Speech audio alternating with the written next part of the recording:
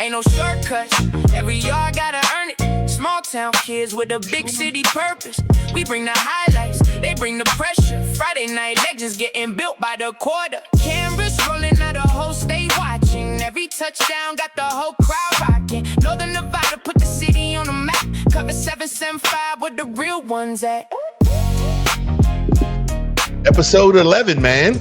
11. The season's here, basically, based on timing, but we're about done with this coaches series. It's getting crazy out We here. did this. We got one of the heavyweights in this town in the building tonight, man. Coach Garrett Hughes.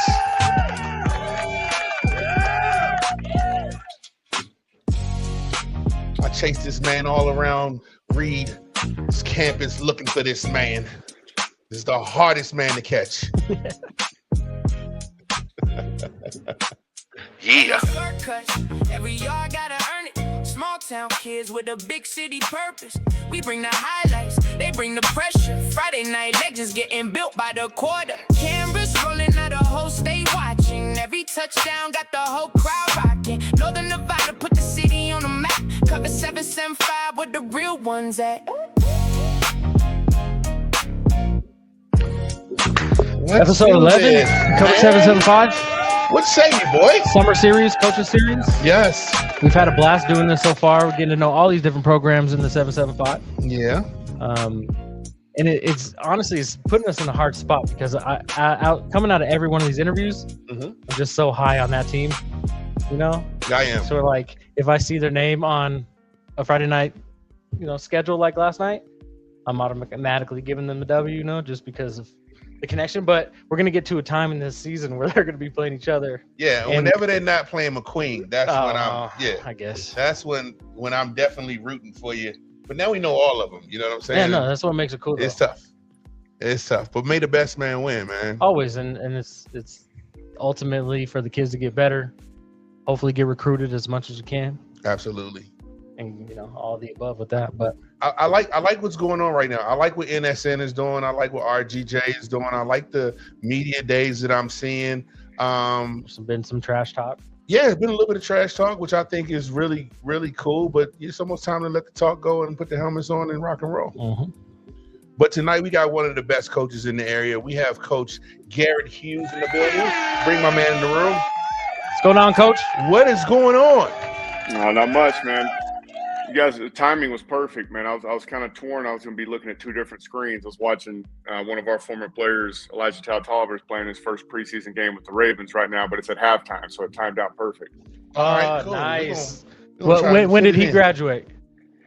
He was class of 21, so his senior year was that year that we played the spring schedule, like 5 games, whatever it was. So he signed with the Ravens. Coming out of Michigan State this year, and so been able to stay in good contact with him. So he's playing in his first preseason game right now. So I've been glued to the TV watching. No, that's awesome. That's great for Reed High School, and that's great for the 775. Absolutely. All around. We got to definitely have some talent in the league, and have had talent in the league, and I hope he has a good career over there. I hope those boys are watching. I hope your team's watching. Yeah. I hope they're drawing inspiration from a young man like that.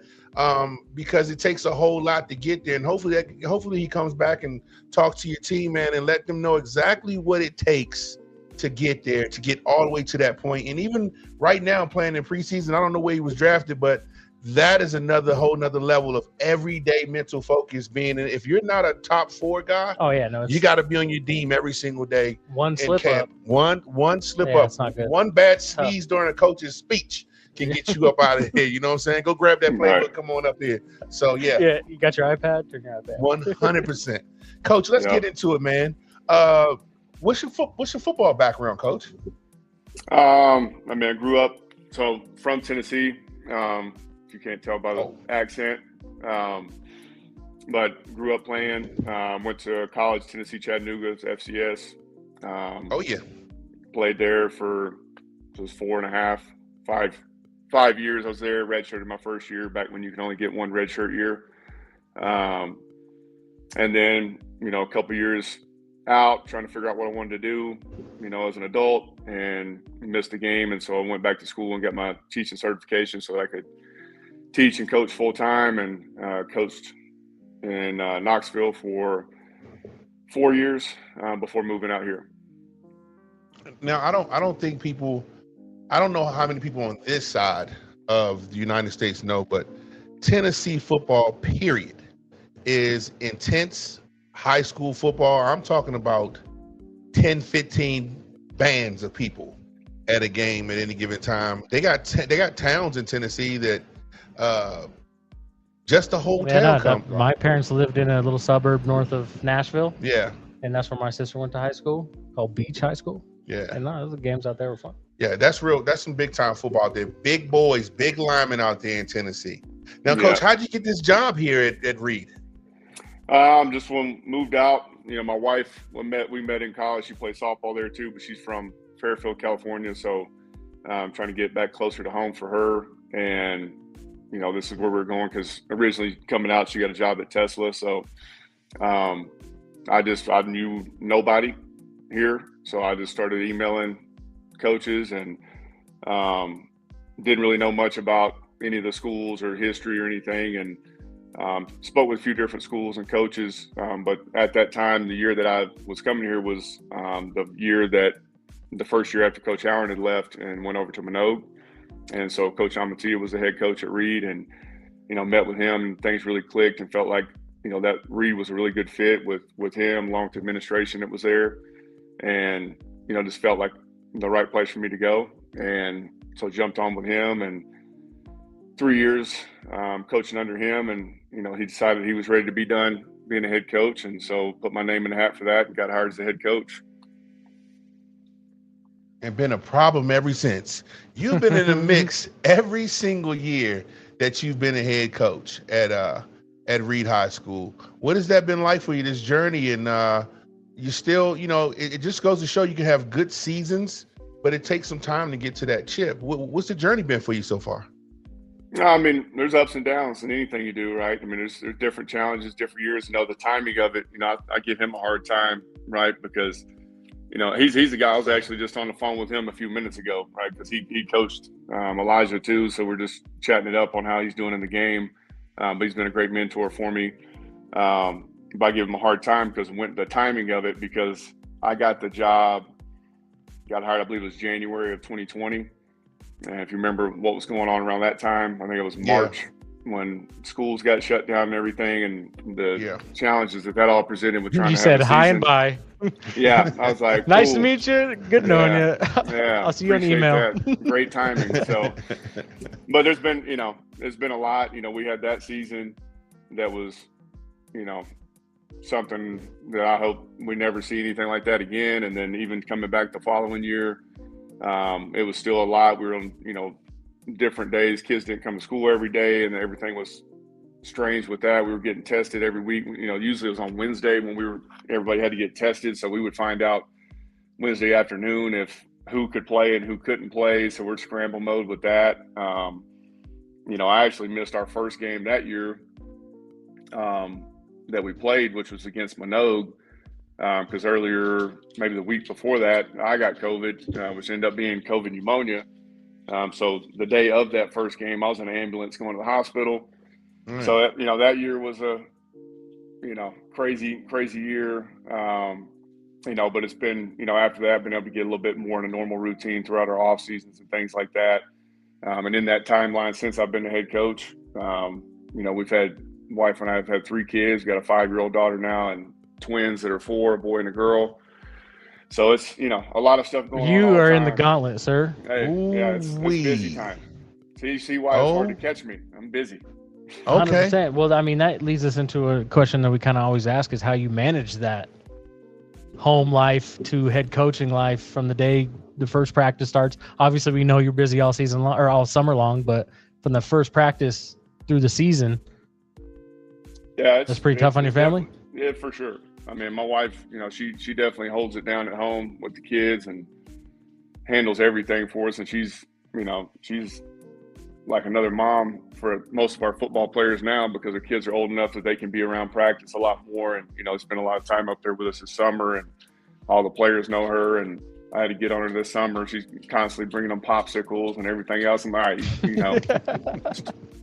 a little much. Like, you're spoiling them now. They need to. She's like, well, it was hot. Okay, I know, but they need to be hot for a minute. We're gonna have some hot games, but that's been great having them around. That's definitely made it easier with the balance, because now they can be around a lot more while we're practicing or lifting or whatever. They're around and in the weight room and on the practice field.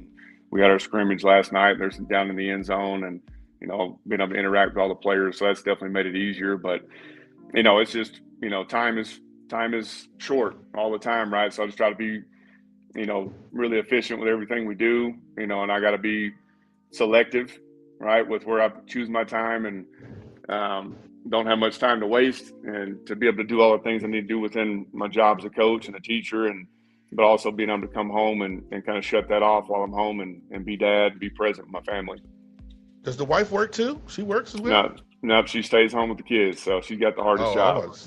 Goodness gracious. Facts. Yeah. Those little ones. Well, before we move too much off of your history and background, the Tennessee thing I'm kind of interested in. Have you and the Hug coach, Coach Phillips, had any conversation? Because he just came from Alabama, not knowing anybody. So I wonder if maybe you guys have talked at all, or.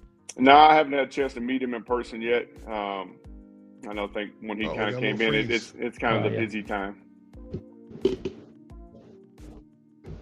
Can you? We had a little timeout. Can you? You got a little freeze. Just repeat what you said. Yeah. Yeah, I hadn't had a chance to meet with him in person yet. I think when he came in and got hired, it's kind of the busy time of the year for both of us, so I haven't had any chance to sit down with him yet. Cool. Listen, how are you guys? I'm sure every year the championship is the goal. What does your team look like this year, Reed? It's like I said, Reed is always a problem. And I've been involved. I've been training kids in this area now for probably about a solid 4 years. But when I first came to this town, Reed was one of the teams that was mentioned to me to be one of the top teams in the area. Even going back further to my days at McQueen. Okay. Honestly, more at that time frame of McQueen, in my playing days, it wasn't so much Reno. It was Reed as our biggest rival. Reed was the ones that we were always competing against. And over the last couple of years, Reed's definitely had McQueen's number. Yeah. Not even close, right? 3 years ago was really. It's been 3 straight years. Yeah, it was really tough to see Reed come up there. And you guys got some solid athletes at Reed as well at all times. What is this season looking like for you guys? I really like the group. We don't have a lot of experience coming back, that's for sure.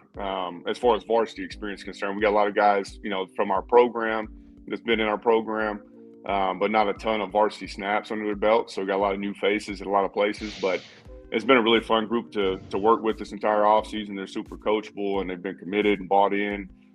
Big thing we've been focusing on is just getting to trust each other, right? So we got a lot of new faces in new places. So just getting used to each other, being able to count on each other to do their job so that we can play freely and not have to think about anything else. And I felt like we competed really well in our scrimmage last night with Spanish Springs and Reno. And so we're excited. We still got some guys, I've talked about that with the coaches, that, we've kind of got some pieces that we know who some guys are in certain spots.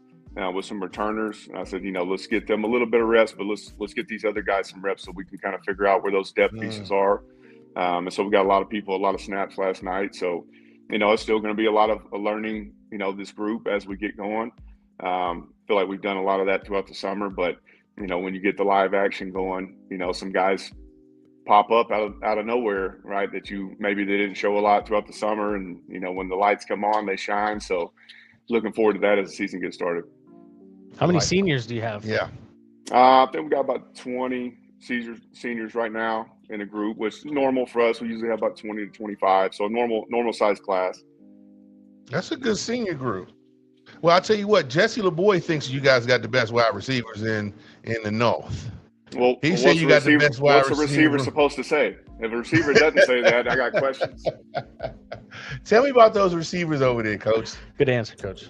Yeah, I played receiver myself for a while before I moved to tight end, and I saw when he got asked that question, but y'all kind of set him up for that one, because what are you supposed to say? Receivers got to have confidence, and he does, and he should. Good. He's a legitimate kid that I think can play at the Division I level, and his work ethic matches his talent, which is what you always hope for. And we've got some other guys coming up. Colin Bentrott's a guy that played snaps for, started a couple games as a sophomore last year. That's another big kid that's 6'1", 6'2", that can really stretch the field and go up and get it. Daniel Roth is a smaller guy, plays in the slot, but he's an explosive guy that can make the spectacular catches. Had some good ones last night. Mo Pine is a guy we're all really excited about. That he's probably 6'2", extremely explosive, smooth, natural ball skills. Hasn't played football. I think it's his second year playing football, so he's still learning a lot. But just an athlete. Just the natural ability is you notice it when you see somebody warm up and it pops, right? Not even putting the ball in their hand, just the way they move when they warm up. He's one of those guys, and just smooth, catches the ball easy. He can make the contested, over the head, the big, down the field. So we feel like we got a really good group of guys to spread the ball out to this year. Who's throwing it? Who's throwing that ball over there, Reed?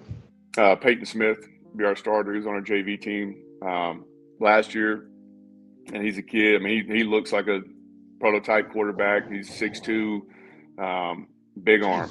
I mean, he can really stretch the field with his arm. At times he's throwing it too far. We had a couple of those last night, right, where we had some guys open and he's using that arm a little too much. So, but he can really push it down the field. He's improved a ton throughout the summer. The little stuff with, just getting your feet working with the throws and being in rhythm and getting everything lined up. He's made a lot of improvement with that. Been super coachable too. And, he's going to be one of those guys that, there's so much growth that happens, right? When you get that first test at that new level, whatever that level it is, you see a lot of progress early on, just getting that experience. So excited to see him progress throughout the season. And, there's a lot to be excited about with the weapons he's got to throw the ball to. So has this team built a brotherhood yet? You getting that brotherhood feeling just yet? Or is it still kind of kids are trying to figure out the pieces and how this thing goes? No, I mean, that was really the biggest focus for us, starting in January was developing trust. And, we've done a few different things. In my opinion, you kind of can trust people as much as you know them. And I've had conversation with them about who you trust the most. And, they could name people off them, but it's usually who you know the most, right? The more you know about people, the more you can trust them. And so we really spent time trying to really get to know each other outside of football, to really be able to understand each other more, how to relate to each other, how to motivate each other. And that's really been very noticeable throughout the off season and going into the summer. So that's been exciting to be around. Well, I think we're getting to a point in high school football in the 775 where the Pop Warner teams are really starting to become older kids. From like when I was growing up, Pop Warner was, you had, the Lions, the Niners, the Bears. It wasn't like a school affiliated as much as it is nowadays, where they're trying to at least get close to running the same type of program, seeing the same coaches, seeing the same kids. Is that a Reed thing now as well, where a lot of the kids play Pop Warner together? They practice up there, don't they? They practice. They've done some at Shutout. That's what we're trying to work out. It's been with the construction and stuff going on around the school, which is, you've been over there. It's been a lot. Like in years past, they practice out there. Some we always try to reserve some, but that's always been a challenge because of our field, right? And being able to have time that we can get them out there. But that's always been my goal is, once we were able to get this turf, is being able to make it more of a consistent thing to be able to get them over there. And that's something, we've had it for 2 weeks now, right? And so we're trying to get in a routine with us and, our soccer teams and things like that, getting a schedule down to where, I'm definitely advocating with admin to try to get time that we can get our Pop Warner teams over there to practice on a regular basis so that they get comfortable on that field and, know where, be at home. And, when they come to high school, that's not their first time there. It's something they're familiar with and help, strengthen those relationships.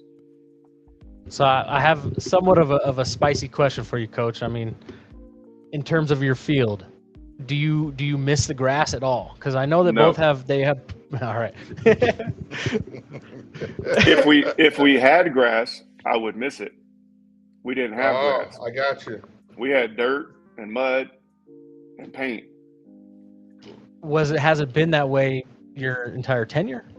It's been there. It's been that way since Coach Howard started there, as he would tell you. It's been, I think it was 2014. I started there in 2017, but I've done some research, and I think it was 2014, if I remember right, that when Coach Allen was there, that they were supposed to host a semifinal game, I think, against Gorman. And the NIAA decided it wasn't a safe field to play on, so I believe they had to go play that game at Damani. So then they spent about $60,000 resodding the field. Going into 2015, I got there in 2017, and it looked like it has the last 10 years. Okay. You know, it's just a field that there's so much wear on it. It gets used so much that it's a waste of money to keep trying to do that. It was an obvious need for turf with the traffic that we get at Reed to be able to utilize it with all the different people, not just us, soccer and the community teams. But no, I've had a lot of people say that, you know, like, well, you know, I hear the NFL guys, they prefer grass. I'm like, I would too if I had that grass, but we're never going to have that. So, you know, turf is definitely what we needed to be able to have a consistent playing surface that we felt good about, and that way we can use it along with everybody else, you know, all the different sports teams and the community teams that, you know, we're not having to worry about wearing the grass out, and, you know, when it gets wet and, you know, we're tearing it up, you know, we don't have to worry about that now. Well, I hope that the current students, football players, soccer players, understand the significance, because I did many fundraisers and car washes in my McQueen days to then graduate, and the turf coming in very shortly after. You just can't let that go. No, of course, you know. He just can't let that and go. I mean, it's for the future of the school. That's cool and all, but I wish I could have played on it too, you know. Okay. I just did a lot of car washes for future students, you know. So but that's how it works. I hear that every time we get a new uniform or we redid the weight room or anything that is anything improved in any way, you'll have those guys come back and say, I wish you'd have done that, coach. I'm like, would you prefer me never to make any improvements whatsoever? So that I don't hear anybody say that, you know, and things like that, you know, it's obviously a process. You know, like I said, I know Coach Allen his time at Reed and Coach Amatia, and I've continued that, you know, really trying to advocate and push, you know, to get this done. Same with redoing our weight room. You know, that's been decades of people trying to push and advocate to get some of these things done. You know, so there's always going to be the guys that, you know, I've been there too. You know, my college, they've got a whole new facility and new, you know, weight rooms and all that stuff. I wish that I had that when I was there, but, you know, it takes time. And, you know, everything you do that's new, you're always going to have that class that just graduated, you know, saying the same thing. I wish we'd have had that. Well, it looks like you guys are building up a lot of things around Reed. I see a bunch of construction going on up there. And I think it's going to be pretty beautiful when it's done. What's the direction of just the sports programs and everything? What are you guys doing up there? Totally. Yeah, I mean, it's the whole school. The whole school's been under construction, which as a teacher there, it's definitely, you know, the first week back, the biggest challenge, two biggest challenges, you know, I teach in the PE department. One that's happening right now is our boys and girls PE locker rooms are getting redone. So I don't think we're not going to have those probably this entire semester. So that's a challenge. And probably the biggest one is the center of our school, the courtyard, which is, you know, the most trafficked area going to every class. That's getting completely redone. So we have no access to that. So what we're working on right now is trying to get everybody to class on time, because the routes are really, really long going all the way around the school. But that's what we've been kind of working around. I think when you come up there trying to hunt me down, I'm running around. We just got back we got in the weight room that just got built. I believe it was July 13th was the first day we were allowed back in there. Dang. We weren't even in our locker room area until 2 weeks after that, I believe. You know, so we were bouncing around, you know, in a classroom on the opposite end of the school, the only spot, and we're having to go around. They've got every corner of the school. You know, they built the new band room on the west side of the school, weight rooms on the north side. There's new classrooms that are open now on the east side of the school. Obviously, the turf going in. They built a new grounds building out behind the softball field. There's this stuff literally every angle around the school, which is obviously going to be great when everything's done. The time in between is pretty challenging trying to navigate it, but you know, that is what it is. That's part of the getting some upgrades that we got to go through that process. But we're working through that. We're able to get in that new weight room and back into our locker rooms and having the turf field. So I'm not going to have any complaints. That's awesome for Reed High School. It is. That's like significant. That's not just some new modular classes out in the parking lot type of thing. That's like that's real deal stuff. So that's cool for Reed. Well, it also sounds like a championship would go really well with all that new stuff over there. A chip would really be great. Very fitting. Let's look at the schedule. Let's see what the schedule is this year for Reed. I mean, so they're starting off at home at Fallon, and we saw what Fallon did last night. Yeah, I mean, and the coach, I'm sure you're aware of that. So it's and being defending champs. So you guys are not shying away from your week 1 matchup by any means. Legacy's next. Where's Legacy? Vegas. That's okay. That's Vegas. Mm-hmm. And Legacy Longhorns. Okay, out of North Las Vegas. Yeah, we're going there this year. Longhorns. Okay, that's a cool trip for these kids. How for a lot of kids? Yeah, I mean, not to Vegas. We went, I think maybe 3 years ago, we went down and played at Faith Lutheran. So none of these kids were part of that team. Last year's group, we definitely got some traveling. We had 2 games in California with West Park and 12 Bridges that all 3 of our levels went. So they've had some bus trips. Nothing like going all the way to Vegas, but it'd be a good experience for them. Get some extra time together, and they're all obviously really excited about the trip. And then it starts a little bit. You got Galena, and then Vista del Lago. Let's see what Vista del Lago that's is. Another trip to California. Roseville area. From California. You guys on the road a little bit. Mm-hmm. You guys on the road a little bit. You're going to build some character very early out there for your boys, huh? Yeah. I like that. Hey, who puts together the schedules, Coach? I have. I'm sorry, Coach. Go ahead. Say what you're going to say. Yeah. You put these schedules together? Yeah.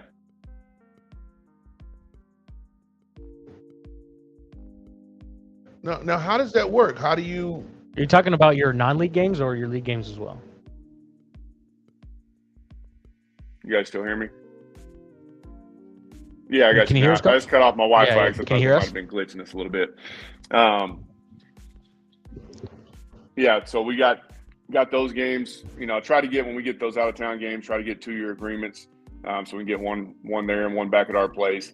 But ultimately, it's about trying to get good games for our guys to get some good exposure or get for us to get challenged as a team, right, and figure out what we need to work on. So,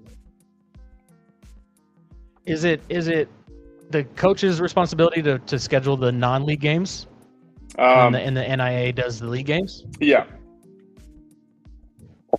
Yeah. Okay. Wow, so you're really picking and choosing what you want to put your boys through, man. And 2 road games to add, Season starts with Carson. You have Carson, Spanish Springs, McQueen, Bishop Minogue, Damani, and Douglas. That's not an easy schedule, Coach. Yeah. I mean, I think our league's going to be super competitive. And I think our non-league games, obviously, I think are going to be really challenging for us that are going to help prepare us for the league play. 21st. Yep. Against Fallon. It's Fallon, at Fallon. No, it's at home. Oh, it's at Reed? Yeah. Yeah. Oh my goodness, on that new football field. That's a pretty good job on that one, Coach. Good job. That's gonna be a fun night, right? Just to everybody's gonna be excited about seeing a game on that field, and obviously got a great team coming in, defending 3 champ that just came off a big win last night, so everybody's looking forward to it. There's with Reed and their state title runs, they've had I guess, I don't call it unfortunate. I don't really know what you want to call it nowadays in 2026, the way that the NIA is working, but they had to play Bishop Gorman. Oh. So what, now that's, out of the factor, whatever, people can think whatever they feel about that situation, but what does it take for Reed to get back to that championship level, to get back to that state title game? Yeah, I think it's just consistency. I think we've, obviously the last few years we've been been really, really close to being a team in those games. But it comes down to executing when it matters. You know, it's not being brand new or having some new scheme. It's about who executes the best in those games. And, you know, it comes down to being consistent, right? And being able to do it every single game, regardless who you're playing. And so that's just the message for our team is every single day having the habits that we want to have show up in November. How's that defense? Give me some stars on that defense. And what kind of defense are you running first and foremost? So Oscar Casares will be, you know, the point man, right? This quarterback in the defense playing linebacker. He started linebacker for us as a sophomore and a junior, so he's got a ton of experience. Seen a little bit of everything. Jesse LeBoy is going to be playing both ways, playing safety, playing in the middle of the field in the defensive backfield for us. At ton of range back there and a high IQ that can really dissect a lot of different things. And we've got a lot of guys that are going to be new names, right? That, you know, weren't playing a lot on the varsity level or weren't even on our varsity team or on the JV team last year. But I feel really confident about the group, that they've really bought into what we're trying to do. And as far as scheme wise, there's going to be, it's really player led. You know, we've got a base structure that we give them with most of our calls, and it's kind of something that they sort out as we get out there on the field based on the formations that the team get and the spacings of their splits and things like that, what personnel they have on the field. So there's a lot of it that I couldn't tell you before the offense lines up. All right, a lot of it's depending on how they line up, and the players know the structure, and they sort it out based on what the offense does. And that's not just a coach answer. That's a football answer. No, I got it. I got it. Very good answer, by the way. And that's a football player answer is what that was. Let me ask you a quick question, just a total sidebar. What do you think Jesse LeBoy is going to play D1 ball? What do you think he's going to play on that defense or offensive side? Which one do you think is his niche? Well, last year, obviously, he played the most of his snaps on the offensive side. I think that's where he's, you know, spent the majority of his, you know, focus. But he can be just as dynamic on the defensive side of the ball. So I think it really depends on what coaches are looking for. You know, I wouldn't be surprised if he gets recruited as an athlete, and get him on campus and kind of feel, you know, with what you're trying to do on either side of the ball and where he fits and into your scheme. I think he's got the ability to play on both sides. I think I'd be surprised if that's not kind of how people are looking at him as a recruit, as somebody that could potentially go either way depending on where your need is or what your scheme is. That's a hell of a compliment coming from a head coach as an athlete, to say that he would be an athlete. He can go either way. That's a great compliment as a head coach. That defense, you got some real hitters on that defense, huh? Yeah, I mean, like I said, those are two guys that played the most snaps for sure. Up front, you know, we've got some guys that didn't play as many snaps last year. I think our front four, that first group, with Jaden Offo and Dev Forrest kind of playing the edges of that are extremely athletic. Jaden Offo is a kid that's probably a little over 200 pounds, maybe 210, whereas Dev's closer to 185, 190. Both strong kids, physical kids, but they're both probably 4'7", 4'6" guys that can really run coming off the edge, that we like having that speed on the field. And Junior Fafita and Peanut Tavui is going to be up in the middle, that are explosive, quick twitch guys that are violent, know how to use their hands, that I think will be really hard for people to block. There's strength there, but there's a lot of speed on the front four, that's going to ideally make things a little bit easier for the guys behind them. Now, tell me about that offensive line. Yeah, so we've got two guys returning with starts that were started for us last year. Fafita being one of them. You know, he ended up starting just due to some injuries. We had Charlie Bloomfield last year. We lost him early in the season. He ended up coming back for the last couple of games. But that opened up the door for a guy like Junior to get in earlier than we anticipated as a sophomore. But, you know, the benefit of that is now that he's got a lot of starts under his belt. And Matt Ramirez started every game for us last year. And then we've got some younger guys competing for spots coming up that hadn't had the varsity snaps, have been in the program. They've really gelled together as a group. I think it's going to be a group that will start a little bit slow potentially just because of experience in those games. But I think as we get through and get closer to league play, I think it's going to be a really good group that works well together. Now, Coach, what is from the time you wake up on game day, what does that look like for you? With all those kids and your whole family life, what does it look like for you? First thing in the morning, you wake up into the game, you run out that tunnel. What does that look like for you on that Friday? Well, we get up, we have our football class early in the morning, and we'll do a little game day lift, a light lift, just to get the nervous system going, get the nerves out. We'll go through some situational, some depth chart things just to make sure everybody's on the same page, maybe some walkthroughs. And then I've got the rest of my classes, right, as a teacher. So I roll through the rest of the day, teaching all day. At the end of the day, the time that I have after school, it kind of depends if we have a home game or a road game. We'll get them in right after school, do another little activation thing that takes us about 5 minutes, just get their nervous system firing again after, sitting in classes all day. And we'll have a team meal together. And like I said, the window after that depends on if it's home or away. And then we'll get them back.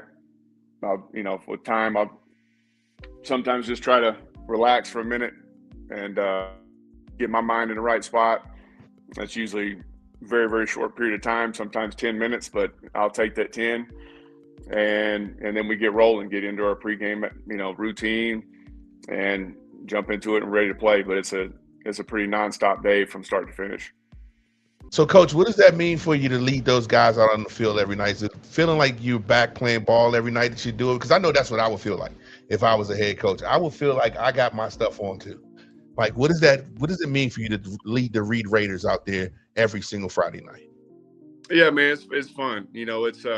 I've told a lot of guys that, that just have experience as a player, and they ask, how it feels coaching, and I just explain, when the memories and the feelings that you had, when you made the big hit or you scored the touchdown or whatever that play was, of like, as a coach, you kind of get to feel that with every play that gets made, right, with everybody. So you get that adrenaline rush and you get that competitive fire going and get to be out there. And, from my vantage point, it's, every play that our guys make it, you get that feeling, how it was when you made the play as a player, but you get to have that a lot more as a coach. So it's a lot of fun getting that adrenaline rush and getting to come out in front of the crowd. And just getting to see that competitive fire, that's the thing that really I enjoy the most, is just being able to compete.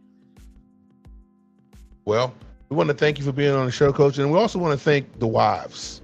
You hear a lot of wives putting in work, and also too, you see it. We see Maka's kids running around the football field. Maka got a gang of kids at McQueen, and I just think that shout out to all the wives who help support us as well as Cover 775. Just want to make sure we give them a shout out. Coach, thank you for coming on. I do have one more question, because we have to ask, did the Snack Shack get renovated? What's the hamburger and hot dog? Because we coming for that burger. What? It did get renovated. It's still the same. And I told my wife earlier, I said, well, you're going to get a shout out, because I've honestly this is my 10th year at Reed. I don't think I've had a hamburger or hot dog from our Snack Shack. I'm so locked in on game day. I argued with her a couple of years ago because she usually sits with the family in the end zone on the field. And I was talking to her at one point. I was like, why don't you guys sit on the other end zone? And she's like, well, I can't sit down there with the kids because there's a cannon. They shoot the cannon every time you score. And I argued. I'd been there for 7 years hearing that. I had no idea we had a cannon. Wow. I didn't notice that a cannon gets shot. I was like, I would have argued with you for a long time about it. But I'm same thing with the snack bar. I'm just so in on the field. I didn't need 7 years of it. I had no idea that we were doing that. And I'm spoiled with her too. She makes people ask me, what's your favorite game day snack or the normal meals? I'm like, whatever gets put in my lunchbox. Mama packs my lunch, and if it's game day, I've got an extra meal in there, and I don't even know what's good answer. It's time to eat, and she makes sure I'm fed. She real Snack Shack. Yeah. She doesn't want me eating anything from a gas station or anything like that. So I have no idea. They smell good. I can't smell them. They do smell good. Okay. Put it on the grill. It does smell good. You get that game day, smell and atmosphere. As far as eating them, you guys let me know how they taste, because I'm eating whatever Mom puts in my lunchbox.